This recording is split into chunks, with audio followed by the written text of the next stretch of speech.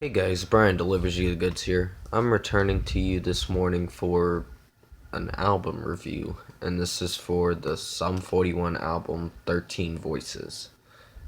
So I'm gonna discuss what I listened to and let you know what I thought of this track. Well, this album. I said track by accident, my bad. So let's dive into this review. Now, this is their sixth studio album, and I think this was their comeback record, in my opinion. This album did so much better than Screaming Bloody Murder. Screaming Bloody Murder, his vocals were so off in that record.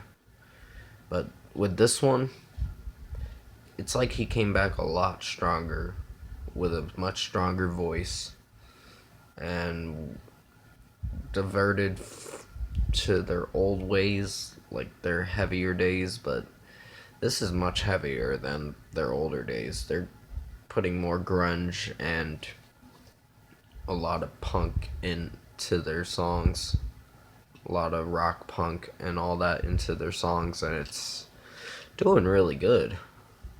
They're much heavier and grungier than they were in their older albums. Their older albums can't compare it to this album and their new album that's coming out on July 19th, which I heard Order and Decline's gonna be an aggressive record. So I think it's gonna be a good one. This one, however, it's awesome. All 10 tracks on here are great, including the acoustic songs War and Breaking the Chain. I liked my favorite one was There Will Be Blood and The Fall and the Rise. Those were my favorites on this record. Twisted by Design's another great song too. It's mostly talking about his alcohol addiction that he was suffering through for a while, and then he decided to get clean, and it took them like 5 years to make this record, which he was trying to make sure that he came back a lot stronger than he did with his older records. He wanted to make better songs and try to. I think he was writing this record while he was in rehab. So I was pretty impressed that he took a lot of time for himself and made sure he stayed sober and came back a lot stronger. Great job on this, Derek. You really did a good job on this record. His vocals were so much better, much higher, and like I can really fall in love with these tracks a lot. 13 Voices, however, that was a little heavier and a lot faster, but it was still an enjoyable track. Like I said, my favorite ones were There Will Be Blood and The Fall and the Rise. Twisted by Design is a favorite too. My personal favorite's got to be War, because I guess that's relating to how he was, his alcohol addiction, like I said. It's relating to that, but in a healthier matter, like he's facing a war in his mind on trying to give it up or to keep going with it, which keeping going with it will just make it worse, and he'd fall back into the same pattern. And sometimes in life you gotta change things up, and they did change a lot of things up. They came back a lot heavier, they came back a lot stronger with their appearance and their vocals. Even one of their old members decided to come back for this record.